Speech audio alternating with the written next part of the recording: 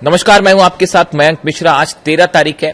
देखिए, इस वक्त जो हालात हैं मिडिल ईस्ट में, ईरान, अमेरिका, इजराइल और बाकी अरब देशों के, इनको लेकर कई बड़ी सनसनीखेज खबरें सामने आई हैं और ये ऐसे खुलासे हैं जो आपको साधारण तौर पर नहीं मिलेंगे, लेकिन मैं कोशिश करूंगा कि आपको इनसाइड स्टोरी जो है वो बताने की कोशिश करूं। देखिए, एक बड़ी खबर आई है जो कि अमेरिका की तरफ से आई है, अमेरिका के सोर्सेज से आई है और बताया ये जा रहा है कि अमेरिका और इजराइल ने एक प्लान तैयार किया है जिसके तहत यह तय किया गया है कि नवंबर तक, यानी जो अगला अभी महीना आएगा, आगे इसी साल नवंबर आएगा, तब तक ईरान के ऊपर कोई बड़ी स्ट्राइक ना की जाए, गजा में कोई बड़ा ऑपरेशन ना किया जाए और लेबनान में हिजबुल्लाह के खिलाफ भी कोई बड़ा ऑपरेशन ना किया जाए। अब सवाल यह है कि नवंबर क्यों तय हुआ है? क्योंकि दोनों जगह मिड टर्म पोल्स हैं, अमेरिका में भी और इजराइल में तो चुनाव है, इलेक्शन है। ऐसे में एक बड़ी रणनीति तैयार हुई है अमेरिका और इजराइल के बीच में कि नवंबर तक जो है वो कोई बड़ा अटैक ना किया जाए और इस दौरान इकोनॉमिक ब्लॉकेड यानी ईरान की अर्थव्यवस्था को ब्लॉक करने की कोशिश की जाए। ये प्लान तैयार किया गया है। देखिए, जो खबरें हैं छप रही हैं जो वेस्टर्न मीडिया में, अगर आप उसको एनालाइज करें, the United States and Israel are setting into a strategic pause across the Middle East. Strategic pause, जैसे रिमोट कंट्रोल चलता है, जब आप टीवी चलता है या फिल्म चल रही होती है, आप उसको रिमोट से पॉज बटन दबा देते हैं तो सब कुछ वहीं रुक जाता है। फिर जब मन आता है आगे तो आप उसको प्ले दबा देते हैं और वो फिर से शुरू हो जाता है। बिल्कुल इसी तरह से इजराइल और अमेरिका ने कहा जा रहा है कि पॉज बटन दबा दिया है, यानी फिलहाल हमले नहीं करने हैं, चीजों को रोका जाए। अमेरिका इस हालत में नहीं है फिलहाल। इंटरसेप्टर्स तबाह हो गए हैं, मिसाइल्स जो है पेट्रियट थाट तबाह हो गए हैं, बेसिस जल गए हैं। अमेरिका इस पोजीशन में नहीं है कि अकेला हमला कर पाए। इजराइल इस समय हमला करता है तो उसका बड़ा नुकसान जो है वो चुनावों में देखने को मिलेगा और फिर से एक बार पूरे अरब देश जलेंगे। ऐसा नहीं है कि सिर्फ ईरान और इजराइल की वॉर होगा, वो अरब सऊदी भी जलेगा और यूएई भी जलेगा और वो बहरीन और जॉर्डन पर फिर हमले होंगे। अमेरिका की सारी कंपनीज तबाह की जाएंगी, यानी बड़ा इकोनॉमिक नुकसान होगा। इसलिए चुनावों को देखते हुए डोनाल्ड ट्रंप और नेतन्याहू ने प्लान तैयार किया है कि नवंबर तक कुछ ना किया जाए, नवंबर के बाद फिर से बड़ी स्ट्राइक की जाए। बात नंबर 1। 3 बयान आपको बताता हूं, बड़े छोटे छोटे और फास्ट। रूस की तरफ से यह वार्निंग दी गई है ईरान को, केजीबी की तरफ से, और एक बड़े उनके फॉरेन पॉलिसी से जुड़े एक बड़े अधिकारी की तरफ से यह कहा गया है कि नवंबर में या नवंबर के बाद ईरान में ग्राउंड ऑपरेशन हो सकता है। यानी केजीबी और रूस तो बड़ी सटीक वार्निंग दे रहे हैं कि भाई नवंबर के बाद ग्राउंड ऑपरेशन के लिए तैयार रहिए, अमेरिका हमला करेगा और बहुत बड़ा हमला करेगा। यह रूस का बयान आया। चीन अपना डेलीगेशन भेजता है ईरान और बताया जाता है कि इस डेलीगेशन की मोहसिन रजाई साहब से मुलाकात हुई है और ये बड़ा प्लान तैयार हुआ है कि हॉर्मुज लंबे समय तक बंद रहेगा। हॉर्मुज अभी खुलेगा नहीं आसानी से, अब ये लंबा मामला खिंच गया है, आगे फंस गया है। लंबे समय तक अगर हॉर्मुज बंद रहता है तो ईरान कैसे अपना तेल सप्लाई चाइना को जारी रखे, इसके लिए हॉर्मुज के अलावा ऑल्टरनेट रूट क्या हो सकते हैं या हॉर्मुज में कौन सा रास्ता अपनाया जा सकता है, इसको लेकर बड़ी प्लानिंग चीन और ईरान में शुरू हो गई। यानी ये मान के चल रहे हैं दोनों की हॉर्मुज अभी लंबे समय तक बंद रहेगा।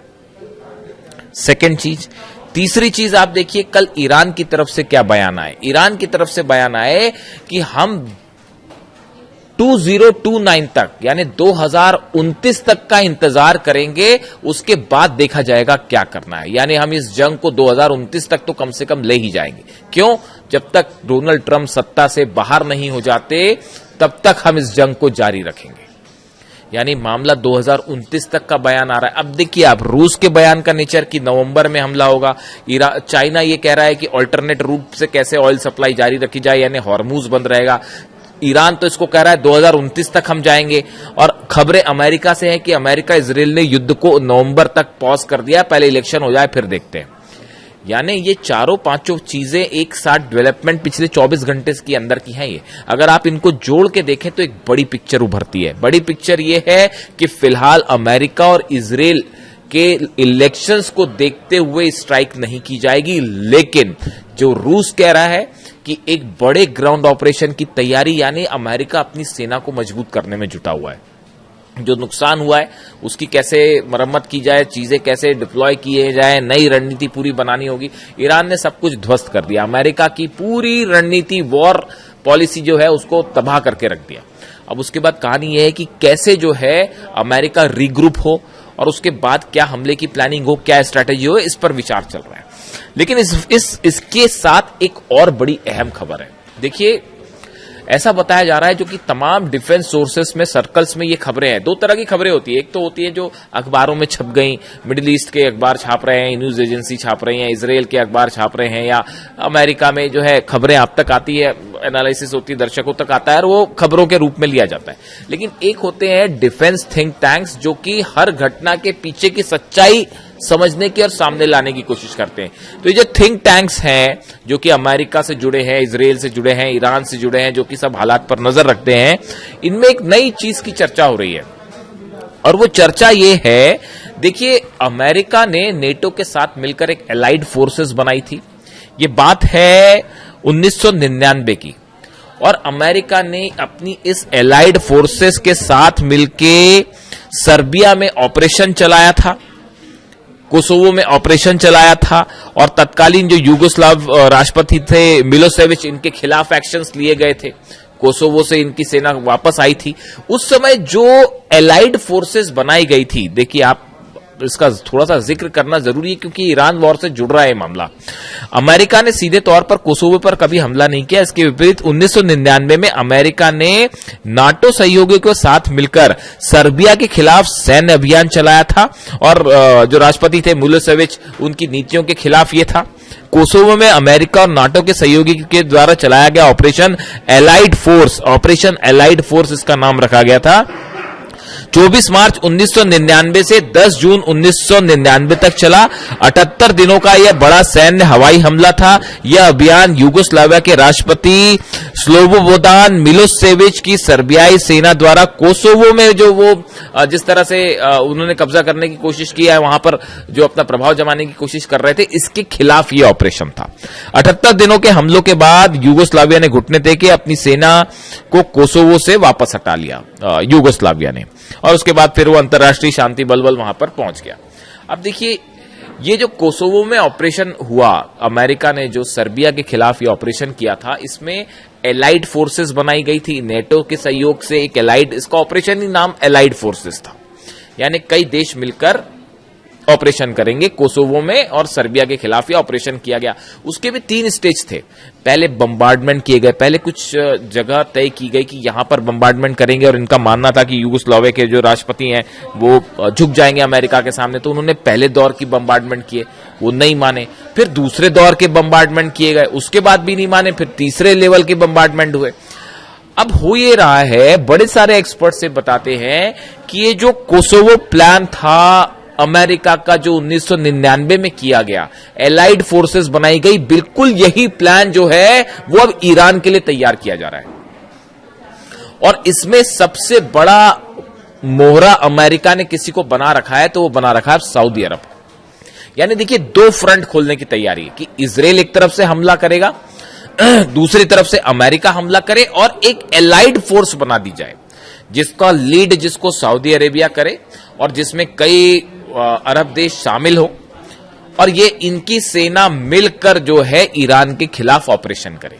ये जो बार बार आप सुन रहे हैं कि 14 देशों की सेना बनाने की कोशिश है, और ये जो है लाल सागर में जहाजों की सुरक्षा करेगी, हॉर्मुज में ऐसा करेगी, वैसा करेगी, ये दिखावा है सिर्फ। अंदर का प्लान ये है कि अरब देशों की एक एलाइड फोर्स बनाई जाए जिसको ईरान के खिलाफ उतार दिया जाए, और ये प्लान नवंबर के बाद एक्टिवेट किया जाए। और इस पे काम शुरू हो चुका है, ये काम शुरू हो गया है। जो सऊदी, जो नेटो बनाया गया, देखिए इसमें बड़ी सारी चीजें हैं। असल में मामला फंसा कैसे है, इन सब अरब देशों का स्टैंड जो है वो इजराइल के खिलाफ है, खासकर फिलिस्तीन के मुद्दे में सब इजराइल की आलोचना करते हैं। तो मामला यहां बिगड़ जाता है कि अगर इजराइल इनके साथ आ जाए, जो कि आएगा नहीं कभी, कोई भी मुस्लिम देश जो है वो इजराइल को अपने साथ लाने को तैयार नहीं होगा, तो ऐसे हालात में एक तो इजराइल का विरोध, यहां पर मामला जो है वो फंस जा रहा है। दूसरी चीज आप देखिए, ईरान जो है, ईरान की तरफ से जो रिटेलिएशन है, जब ईरान पर आप हमला करेंगे, कोई एलाइड फोर्स मान लो बन भी जाती है, कुवैत की, जॉर्डन की और इजिप्ट सब शामिल होकर मान लीजिए एक एलाइड फोर्स बन भी गई, तो उसके बाद भी क्या वो हमले की हिम्मत कर पाएंगे ईरान से? और अगर कर भी दिया तो उसके बाद ईरान की तरफ से जब पलटवार होगा, क्या अरब देश उसको सह पाएंगे? जो कवर था अमेरिका का वो तो ब्लोन अप है, खत्म हो गया। वो जो डिफेंस मिसाइल वाला जो प्रोग्राम था वो खत्म हो गया। तो अब अरब देश अपनी रक्षा कैसे करें, सबसे बड़ा सवाल ये है। इसीलिए फिलहाल कोई ऑपरेशन नहीं किया गया कि अगर आनंद फानंद में कोई ऑपरेशन किया जाता और ईरान की तरफ से हमले होते, सऊदी को बचाना मुश्किल हो जाता, यूएई को बचाना मुश्किल हो जाता। और वो इकोनॉमिक अब तो निशाने जो है वो इकोनॉमिक पूरी कंपनियां जो है जितनी वो निशाने पर है अमेरिका की जितनी कंपनियां हैं वो सब जला देगा ईरान अगर अब की बार हमला हुआ तो। बड़ा प्लान तैयार। अब तो मोहसिन रजाई साहब आ गए। मैं अपने हर वीडियो में मोहसिन रजाई साहब का जिक्र कर रहा हूं साहब। उसकी दो वजह है, एक तो व्यक्तिगत रूप से मेरे को उनकी स्ट्रैटेजी बड़ी, जो मिलिट्री देखिए हर सबका अपना अपना तरीका होता है। तो मैं भी जब एनालिसिस करता हूं तो कुछ आप मिलिट्री के बारे में जानकारियां पढ़ते हैं कि मिलिट्री वॉर स्ट्रैटेजीज क्या होती है, कैसे बनाई जाती हैं, कैसे दुश्मन पर हावी हुआ जाता है। तो आप जब अलग अलग पढ़ेंगे तो उसमें कासिम सुलेमानी नंबर 1 कमांडर, वो उनका कोई मुकाबला नहीं है। उनको तो डोनाल्ड ट्रंप भी जो खौफ खाते हैं कासिम सुलेमानी से कि कासिम सुलेमानी होते तो पता ही नहीं क्या कर लिया होता। वो तो ये मान के चल रहे थे तो अब पता नहीं इजराइल का क्या करते कासिम सुलेमानी होते तो अब मोहसिन रजाई भी लेकिन उसी तरह उसी रणनीति पे चलते हैं। उनका भी जो बड़ा एग्रेसिव स्टैंड है, उन्होंने ईरान ने जो 3 स्टैंड लिए, ट्रंप से हम कोई बात ही नहीं करेंगे, 2029 के बाद देखा जाएगा, पहले उसको हटाओ वहां से सत्ता से, अरब बेसिस खाली करो आप जितने हैं, हॉर्मुज हम नहीं खोलेंगे। जो स्टैंड है वो बहुत टफ कर दिया है एकदम मोहसिन रजाई साहब के आते के साथ ही। अब ईरान फ्रंट फुट पे खेल रहा है एकदम। तो ये जो है वॉर स्ट्रैटेजी है कासिम सुलेमानी और उसके बाद अब मोहसिन रजाई साहब जो है, मोसाद और सीआईए खौफ खाता है इनसे। इनके आने के बाद से ये बात तय हो गई है कि अब वो कोई डील डाल नहीं होने वाली, वो हो गया खत्म बात। और वो होगी भी तो वो अपने शर्तों पे करेगा, ईरान जो करेगा। अब कोई उधर से कोई मतलब ही नहीं है किसी की कोई बात मानने का। इनफ बहुत हुआ, ये खेल जो चल रहा था, इनफ इज इनफ कि आज डील हो जाए, अब फिर अच्छी बात चल रही है तो फिर हमला कर दिया उसको। और उसको ईरान ने अपने टारगेट सेट कर दिए। अभी मिडिल ईस्ट में इन टारगेट के साथ आगे बढ़ना है, चाहे जितने दिन चले जंग चले। तो ऐसे में ये जो एलाइड फोर्सेस वाला मामला है, इसकी कोशिश में ट्रंप की सेना, सऊदी की सेना सब मिलके, लेकिन अब ये प्लानिंग के स्तर पर ही है। इसीलिए ईरान ने पहले ये बयान दे दिया था, जैसे ये नेटो हुआ, ये श्योर कर लिया गया था कि हमारे खिलाफ अगर कुछ मामला आया भारी पड़ जाएगा।